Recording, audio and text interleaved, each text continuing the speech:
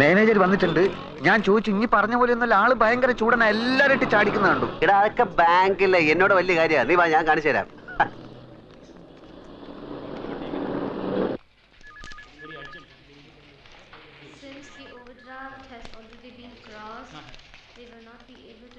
ഉച്ചക്ക് ഞാൻ വരില്ല. ഇവിടെ കഴിച്ചോളാന്ന്. ഇവിടെ നേരത്തെ ഇരുന്ന മാനേജർ ഒരു സർദാർജി മൊത്തം കുളമാക്കിട്ട് പോയിരിക്കാണ്. വേണ്ടെന്ന് പറഞ്ഞില്ലേ? സാറ് പുതുതായിട്ട് വന്നാണല്ലേ? നേരത്തെ ഇരുന്ന സിംഗ് സാറിന് എനിക്കറിയാം. സാറിന് പൂ എടുത്തോണ്ട് പോണോ? പൂ എനിക്ക് അലർജിയാ.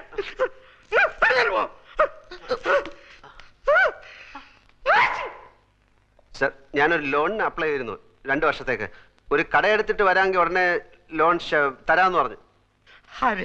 സിംഗ് മാനേജർ. അയാളല്ലേ പറഞ്ഞത്? ഞാൻ പറഞ്ഞിട്ടല്ലോ. അയാൾ പോയി. ഞാൻ ആർക്കും ലോൺ കൊടുക്കാറില്ല. സാർ അങ്ങനെ പറയരുത്. 1.25 ലക്ഷം റുപ്യ ഇരട്ടി പലിശക്ക വാങ്ങിയത് ഇവനേതാ? എന്റെ സുഹൃത്താണ്. ഇവനെ ആദ്യം പിടിച്ച് പുറത്താക്കെ. ഇവനെ കണ്ടപ്പോഴേ എനിക്ക് അലർജി അറിയാതെ. പിടിച്ച് പുറത്താക്കെ. ഒന്ന് സോപ്പിട്ടിട്ട് വരാം. സർ, സർ, എന്താ തന്റെ പേര്? അപ്പുക്കുട്ടൻ. ആപ്ലിക്കേഷനിൽ ജി അപ്പുക്കുട്ടൻ നായർ ചേരിയിലെന്നാണ്. സാറിന്റെ പേരെന്താണ്? ഇയാളുടെ കൂടെ പോയി തന്റെ ആപ്ലിക്കേഷൻ തിരിച്ചു മേടിച്ചോണ്ട് പോയിക്കോളൂ. സാർ, ഞാനൊരു മലയാളിയാണ് സാർ. അതുകൊണ്ട് തന്നെ തരില്ലെന്ന് ഉറപ്പിച്ചത്. മലയാളിയിൽ നിന്ന് കേട്ടാ എനിക്ക് അലർജിയാ. സാർ, ഞാൻ ആത്മഹത്യ ചെയ്യും സാർ. ലോക ചരിത്രത്തിൽ ഇന്ന് വരെ ബാങ്ക് ലോൺ കിട്ടാത്തതിന്റെ പേരിൽ ഒരാൾ ആത്മഹത്യയായിട്ട് ഞാൻ കേട്ടിട്ടില്ല. ആ കണ്ടിട്ടാണോ? Please get out. Sir, please പിടിച്ച് പുറത്താക്കണോ? സാർ, പ്ലീസ് സാർ, പറയുന്നൊക്കെ. രാവിലെ ഞാൻ ഓരോരുത്തമ്മ കെട്ടിയെടുത്തോളൂ. പൂവും കായും. ഇനി നമ്മൾ എന്ത് ചെയ്യണം? നമ്മളോ? എനിക്കെന്താ കുഴപ്പം? 2000 റുപ്യന്റെ പണി, മോട്ടോർ സൈക്കിള്, താമസിക്കുന്ന സ്ഥലം എല്ലാം ഉണ്ടല്ലോ. ഞമ്മക്കെന്താ ഉള്ളത്? മാമയും പോയി, മൈമുനയും പോയി. കയ്യിലാണെങ്കിൽ കാശില്ല. പടച്ചോനെ കണ്ണിലിരുട്ട് കയറുന്നത് പോലെ തോന്നുന്നു. അത് സന്ധ്യയാവാൻ പോകുന്നോണ്ട് തോന്നുന്നായിരിക്കും. എന്ത് ഇരുട്ട്? അപ്പൊ നെഞ്ചിൽ കത്തിക്കൊണ്ടിരിക്കുന്ന തീയ. എടാ, എന്റെ അവസ്ഥ ഒന്ന് ആലോചിച്ച് നോക്ക്. ഒരു പൂവെടുത്ത് ചെവിയിൽ വെച്ചിട്ട് റോഡിൽ കൂടി ഒന്ന് ഓടിയാലോ എന്ന് ആലോചിച്ചിരിക്കുകയാണ് ഞാൻ. എന്തൊക്കെ ബഹളങ്ങളായിരുന്നു. 3000 ഇവിടെ, 5000 അവിടെ, 25,000 രൂപന്റെ പാപ്പനം. നമ്മളൊന്നും പറയുന്നില്ല. നീ കൂടുതൽ വർത്താനൊന്നും പറയണ്ട. നിന്റെ അത്യാഗ്രഹം കൊണ്ടാ കിട്ടാനുള്ളതും കൂടെ കിട്ടാതെ പോയത്. പാദുഷയുടെ സ്വപ്നം. ഇടാ, സ്വപ്നം കാണുന്നതിന് ചില അതിരൊക്കെ ഉണ്ട്. ദൈവത്തിന് അർക്കാത്തൊന്നും സ്വപ്നത്തിൽ കാണാൻ പാടില്ല. പട്ടിണി പണ്ടാരം പാദുഷയുടെ സ്വപ്നം കാണുന്നു. അതെന്നാ കിട്ടാനുള്ളതും കൂടെ ഇല്ലാതായി പോയത്.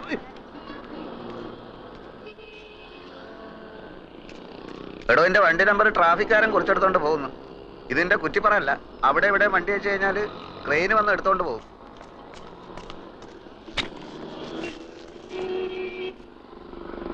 ബാങ്ക് മാനേജർ മാറിയത് എന്റെ കുഴപ്പം കൊണ്ടാണോടാ എന്ന് നമ്മൾ പറഞ്ഞ?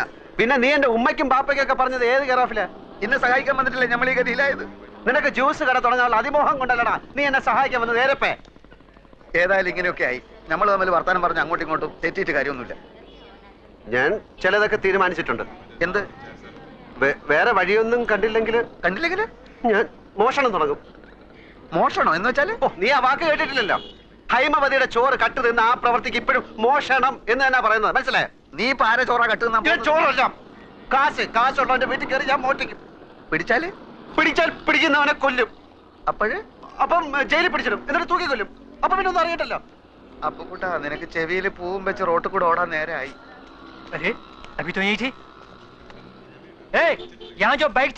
അതെടുത്ത് അപ്പുറത്ത് മാറ്റി വെച്ചിട്ടുണ്ട്. മാസം അടയ്ക്കാനുള്ള കാശ് അടയ്ക്കാത്തോണ്ട് മാർവാടി ബൈക്ക് എടുക്കാൻ ചട്ടമ്പികളെ അയച്ചിരിക്കുകയാണ്. ഓ ഗാഡിയിലേക്ക്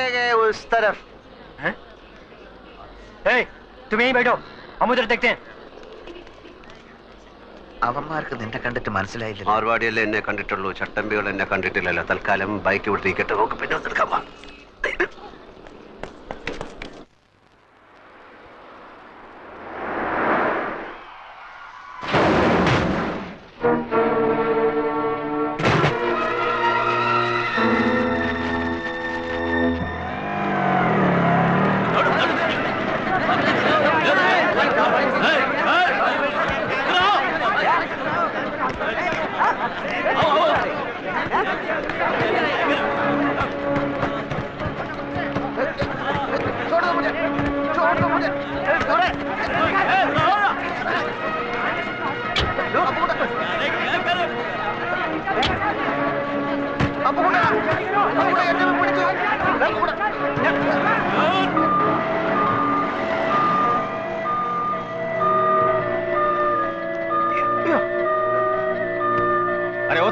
हेल्प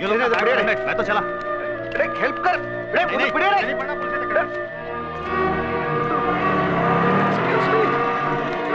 प्लीज हेल्प मी यहीं रुकिए, हम इमरजेंसी को इन्फॉर्म करते हैं।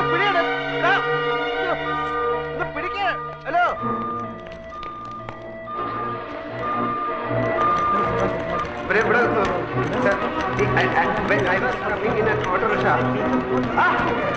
എനിക്ക് അറിഞ്ഞോണ്ടി വരാം ശരിക്കും ആക്ച്വലി ആക്സിഡന്റ് എനിക്ക് അല്ല ഞാൻ എനിക്കെന്തോ പോകണം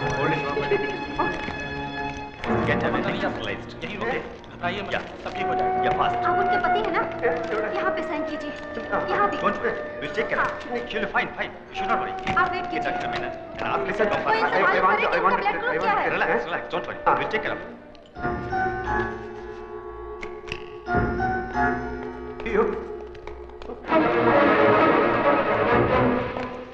ये है जनरल वार्ड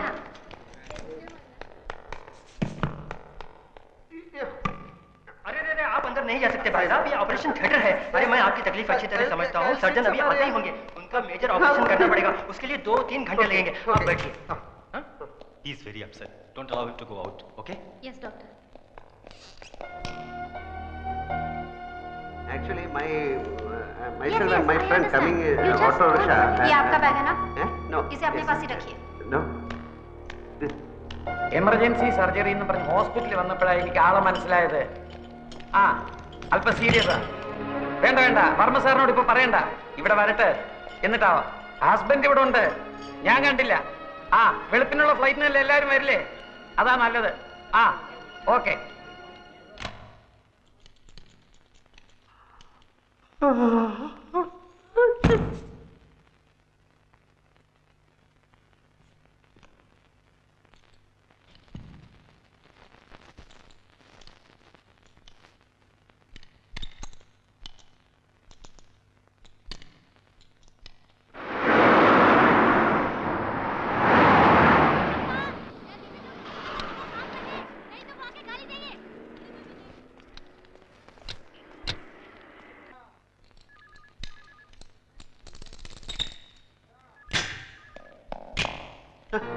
ചന്ദ്രികയുടെ അടുത്തിരിക്കുകയായിരുന്നു ഞാൻ, ബോധം തെളിയുന്നവരെ.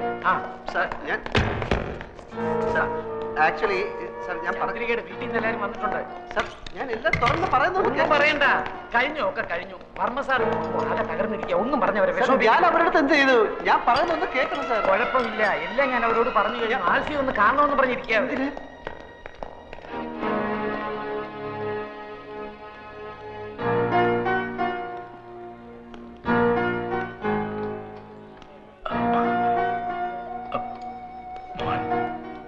ക്ഷമിക്കണം, ഞാൻ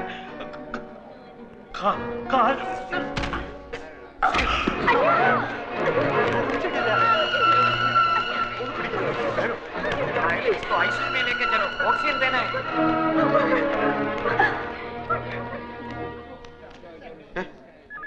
ഈ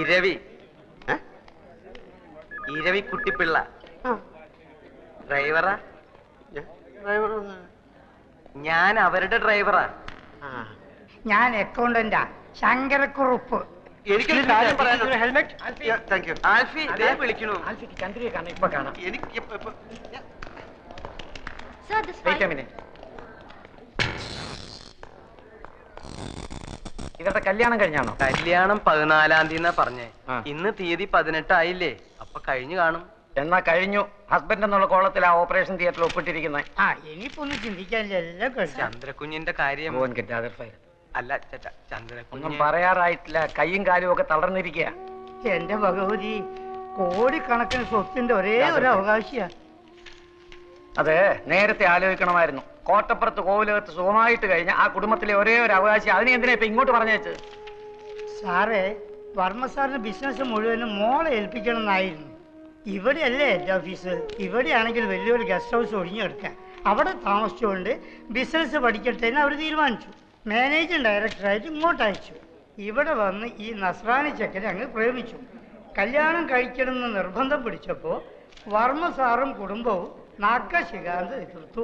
ചന്ദ്രക്കുഞ്ഞ് അവനെ കിട്ടിയാൽ പിന്നെ എനിക്ക് ഇങ്ങനെ ഒരു മോളില്ല എന്ന് വരെ മുതലാളി പറഞ്ഞു. പിന്നെ എന്തിനാ എല്ലാരും കൂടി ഇപ്പൊ ഇങ്ങോട്ട് കെട്ടി എഴുന്നള്ളിച്ചത്? തലയിൽ വെച്ചാൽ പേനരിക്കും, താഴത്ത് വെച്ചാൽ ഉറുമ്പരിക്കും. അങ്ങനെയല്ലേ ഞങ്ങൾ ആ കുഞ്ഞിനെ വളർത്തിയത്. ഇങ്ങനെ കിടക്കുന്നു എന്ന് കേട്ടാൽ എങ്ങനെയാ ഉള്ളു പിടയ്ക്കാണ്ടിരിക്കുക. വർമ്മ സാറിന്റെ കാര്യം പേടിക്കാനൊന്നുമില്ല. ഷോക്കും കുറ്റബോധവും ഒക്കെ കൂടെ ആയപ്പോ വീണുപോയതാ. പ്രഷർ വളരെ കൂടുതലാ. 1-2 ദിവസം കൊണ്ട് നോർമലാകും. അതുവരെ വളരെ സൂക്ഷിക്കണം. മനസ്സിന് ബുദ്ധിമുട്ടുണ്ടാകുന്ന കാര്യങ്ങളൊന്നും ഉണ്ടാകാൻ നിങ്ങൾ വേണം നോക്കാൻ.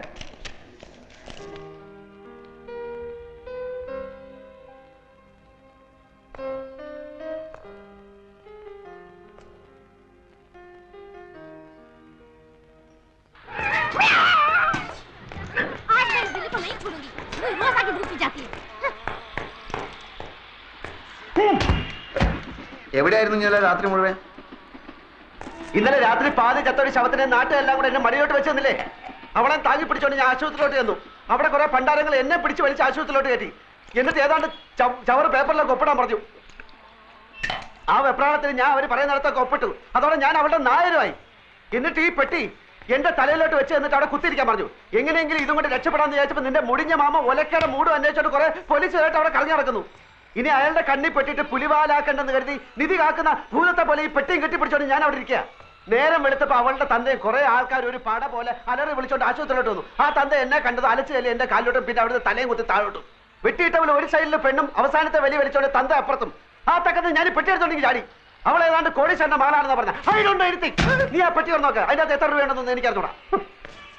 ചെറുതാണെങ്കിലും വിലയുള്ള പെട്ടിയാ. അകത്ത് കാര്യമായിട്ട് എന്തെങ്കിലും കാണാണ്ടിരിക്കില്ല. നിനക്ക് എന്റെ പേരറിയോ? അപ്പക്കുട്ടൻ നായർ. അത് പണ്ട്. ഇപ്പൊ ആൽഫി. ആൽഫി അതെന്തോ തിന്നുന്ന സാധനത്തിന്റെ പേരല്ലേ? അല്ല, അത് കുൽഫി. അതെ, കുൽഫി. ഇത് ആൽഫി, ആൽഫ്രഡ് ഫെർണാണ്ടസ്. ആ പെണ്ണ് തന്തയായിട്ട് പിണങ്ങിയിട്ട് പ്രേമിച്ച് കെട്ടിയവന്റെ പേര്. അപ്പൊ അവനോട് പോയി? ഈടെ അവനെ ആരും കണ്ടിട്ടില്ല. അതല്ലേ എല്ലാരും കൂടെ എന്നെ പിടിച്ച് അവനാക്കിയത്. എന്നാലും അവനവിടെ പോയി? ഈടെ അവനെ ആരും കണ്ടിട്ടില്ലെന്ന്.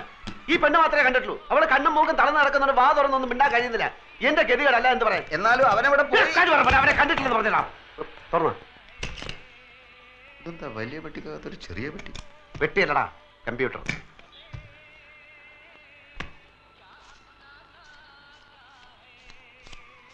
എത്രയുണ്ട്? 1100 പിന്നെ 20. അത്രേ ഉള്ളൂ? നിന്റെ അത്യാവശ്യം കണ്ടപ്പോ ഞാൻ വിചാരിച്ചു അത്രയെങ്കിലും ഉണ്ടല്ലോ. അപ്പോ ചേട്ടനാ ഇരിക്കണം ഇരിക്കണം. ഇനി താൻ അങ്ങനെ എന്നെ ഇരുത്താൻ നോക്കണ്ട. 2-3 മാസം വാടക കുടിശ്ശികയുണ്ട്. ഇനി അവധിയില്ല. ഇപ്പൊ ഇറങ്ങണം. ഇത് കണ്ട 2 മാസം വാടകയുണ്ട്. ഇത് അങ്ങോട്ട് കൊണ്ട് തരാതിരിക്കായിരുന്നു. അടുത്ത ഞാൻ 2-3 ദിവസം കൊണ്ട് തരാം. ഞാൻ 3-4 ദിവസം വീട്ടിൽ കൊണ്ട് തരാം. 2 ദിവസം കഴിഞ്ഞ് 2-3 ദിവസം വീട്ടിൽ കൊണ്ട് തരാം. ആ ശരി. വാടാ. അത് പോയി. ദേ ചെക്കും ബാങ്കിന്റെ ബുക്കും. എവിടെ?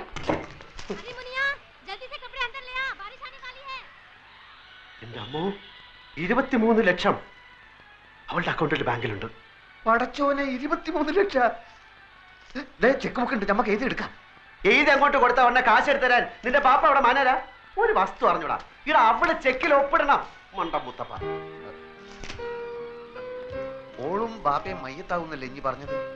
രണ്ടിന്റെ കിടപ്പ് കണ്ടിട്ട് കാറ്റ് പോണ ലക്ഷണമാണ്. അങ്ങനെ കാറ്റ് പോയാ പിന്നെ 23 ലക്ഷം ആർക്കാ? ആ ഓളെ പുയ്യാപ്പിളക്ക് എന്ന് വെച്ചാ നിനക്ക്. അപ്പൊ ഒറിജിനൽ ആൽഫി വരും, ലക്ഷവും കിട്ടൂല, ആൽമാറാട്ടത്തിന്റെ പേരിൽ കേസാവും. ഞാനില്ല. ഞാൻ സത്യം തുറന്നു പറയാൻ പോവാ. അങ്ങനെ തുറന്ന് പറയാൻ വരട്ടെ. നമുക്ക് ആശുപത്രിയിൽ പോയിട്ട് നന്നായിട്ട് എല്ലാ കാര്യങ്ങളും ഒന്ന് വിസ്തരിച്ച് മനസ്സിലാക്കാം. എന്നിട്ട് മതി സത്യം തുറന്നു പറയാൻ. ഞാൻ സത്യം തുറന്നു പറയാൻ പോവാ. മോഷണം, ജയില്, തൂക്കുമരം, ഇതൊക്കെയാണ് ഇപ്പൊ നമ്മുടെ മുമ്പിൽ തെളിഞ്ഞു നിൽക്കുന്ന വഴികൾ. വേറെ ഏതെങ്കിലും ഒരു വഴി കൂടി ഒന്ന് ശ്രമിച്ചു നോക്കുന്നതിൽ എന്താ കുഴപ്പം? വേറെ ഏതെങ്കിലും ഒരു വഴി കൂടി ഒന്ന് ശ്രമിച്ചു നോക്കുന്നതിൽ എന്താ കുഴപ്പം? ആ വഴി കൂടെ പോയിട്ട് നമ്മൾ ബന്ധപ്പെടുന്ന ഈ വഴിയിലാണെങ്കിൽ പിന്നെ നമ്മൾ ഏത് വഴിയിലായി പോവും?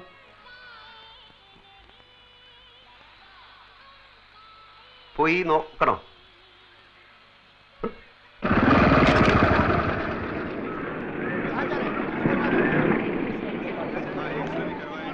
ഈ ബൈക്ക് പിടിക്കാൻ നടക്കുന്ന മാർവാടികളുടെ ഗുണ്ടകൾ വല്ലതും ഉണ്ടോ നോക്കിക്കൊള്ളി. ഇല്ല. കാലത്ത് നീ വരുന്നതിന് കുറച്ച് മുമ്പ് നിന്നെ അന്വേഷിച്ച അവന്മാർ മുറിയിൽ വന്നിരുന്നു. ഞാൻ പറഞ്ഞു നീ ഇപ്പൊ അവിടെയല്ലേ താമസം. എന്നിട്ട് നീ എന്താ പറയാത്ത? നീ എന്താ ചോദിക്കാൻ? കണ്ട കോളിന് കുറെ കാലം കിടക്കണ്ടതാ. ആരെയും വെറുപ്പിക്കണ്ട. ബാഗിനകത്ത് മൂടി വെക്കാനല്ല, കാശും തന്ന് തന്നെ കണക്കപ്പിള്ള എന്ന് പറഞ്ഞ് ഇവിടെ കുത്തി നിർത്തിരിക്കണേ. ആവശ്യത്തിന് കൊടുക്കാനാ. ഇവിടുത്തെ പണിക്കാരെ ആരെന്ത് ചോദിച്ചാലും അത് അങ്ങോട്ട് കൊടുക്കുക. അയ്യോ, എവിടേക്കാ പോണേന്ന് വെച്ചാ പറഞ്ഞിട്ട് പോണ്ടേ. ഫോൺ നമ്പറും ഇല്ല, അഡ്രസ്സും ഇല്ല. എന്താ കാര്യം? വർമ്മ സാറ് ബോധം വന്നപ്പോ മുതൽ നിലവിളിക്കുക, ആൽഫി. ഞാനിപ്പോ അതിനെന്ത് ചെയ്യണം? ഒരച്ഛന്റെ വിഷമം മനസ്സിലാക്കണം. പറയുന്നത് കേൾക്കല്ലാതെ മറിച്ചൊന്നും പറഞ്ഞ് അങ്ങേരെ വിഷമിപ്പിക്കരുത്. ഞാൻ മോന് പുണ്യം കിട്ടും. വാ വാ.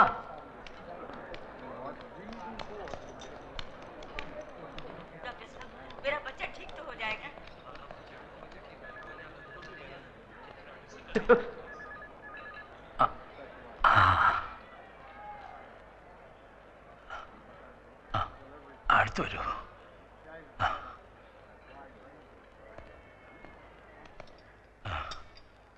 കണ്ണേ പൊന്നേന്ന് പറഞ്ഞു വളർത്തിയ കുഞ്ഞാണ്.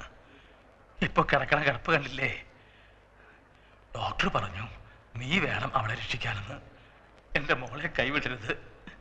ഒന്ന് പറയൂ ഇരവി, എന്നോട് മാപ്പാക്കണമെന്ന് പറയൂ. പിണക്കവും പരിഭവവും ഒന്നും ഇല്ലാന്ന് എന്നോട് പറഞ്ഞു കഴിഞ്ഞു.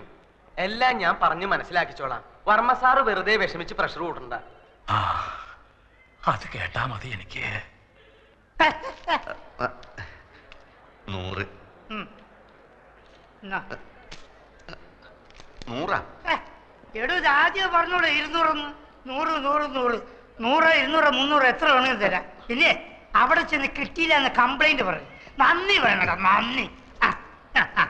എനിക്ക് ചില കാര്യങ്ങൾ അറിയാനുണ്ടായിരുന്നു. എന്ത് കാര്യം? ചന്ദ്രയ്ക്ക് രാവിലെയാ ബോധം തെളിഞ്ഞത്. എല്ലാം കാണാം, എല്ലാം കേൾക്കാം, എല്ലാം മനസ്സിലാക്കാം, പക്ഷെ സംസാരിക്കാൻ കഴിയില്ല. കഴുത്തിന് താഴെ ആകെ തളർന്നിരിക്കുക. ഒരു സ്ട്രേഞ്ച് കേസായിട്ടാണ് എനിക്ക് തോന്നുന്നത്. പക്ഷെ പ്രതീക്ഷയ്ക്ക് വകയുണ്ട്. രോഗിയുടെ മനക്കരുത്താണ് ഇവിടെ പ്രധാനം.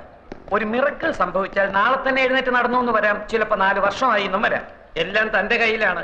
ജീവിക്കണമെന്ന മോഹം എത്രയും കൂടുന്നോ അത്രയും പെട്ടെന്ന് ചന്ദ്രിക സുഖം പ്രാപിക്കും. ആ മോഹം ഉണ്ടാക്കേണ്ടത് നിങ്ങളാണ്. നിങ്ങളാണ് എല്ലാവരുടെയും ഒരേ ഒരു പ്രതീക്ഷ. How is she? എല്ലാം normal. You can go and see her.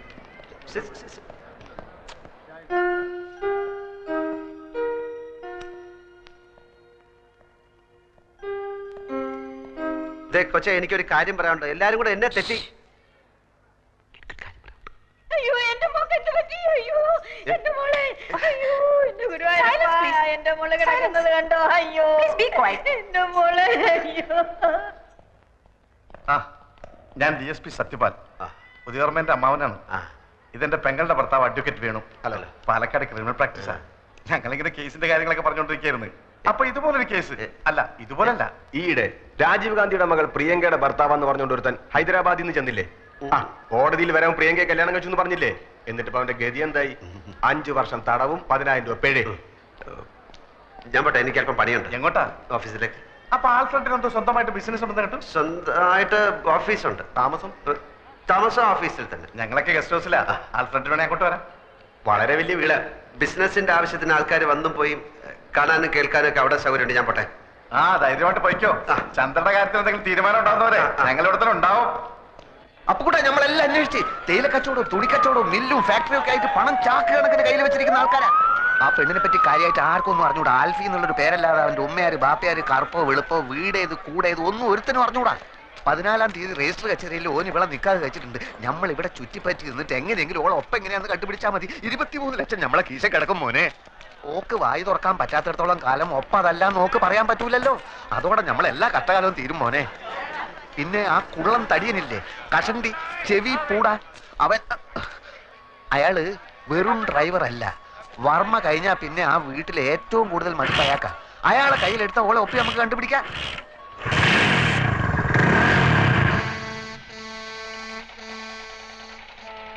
ഇനി എന്താടാ ഒന്നും മിണ്ടാത്തത്? നീ പടച്ചോനെ കണ്ടിട്ടുണ്ടാ?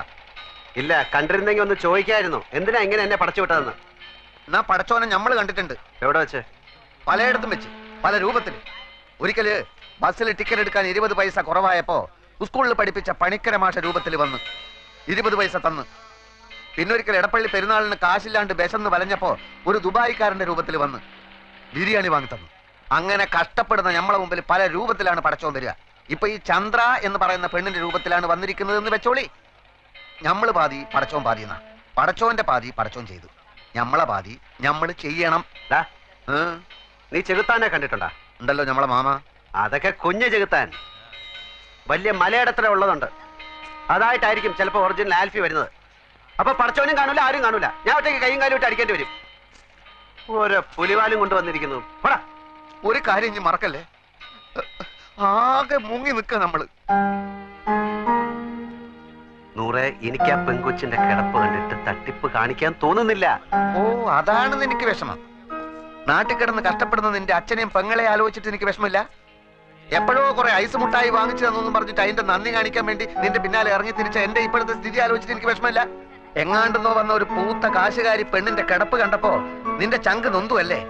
നമ്മളെ പെണ്ണിനെയും മാമാനെയും പറ്റിച്ചപ്പോ ഇല്ലാതിരുന്ന നിന്റെ ഈ വിഷമം ഇപ്പൊ നമ്മളെ കാണിക്കാനുള്ളതല്ലേ? 23 ലക്ഷം ഒറ്റക്കടിച്ച് മുങ്ങാനുള്ള പരിപാടിയാണെങ്കിൽ അത് പറഞ്ഞാൽ മതി. എനിക്കിന്റെ കാശ് വേണ്ട. നീ വലിയ പണക്കാരനാവുമ്പോ മാമേന്റെ പൈസ കൊടുത്തില്ലെങ്കിൽ ആ പാവം മൈമുനേന്റെ 3000 രൂപയെങ്കിലും കൊടുത്തേക്കണം. എനിക്ക് അവളെ കിട്ടിയിട്ടില്ലെങ്കിൽ സാരമില്ല. ആ പാവത്തിനെ പറ്റിച്ചാൽ നീ ഒരു കാലത്തും കൂടെ പിടിക്കില്ല. ഞാനും നീയായിട്ട് ഇനി ഒരു ബന്ധവുമില്ല.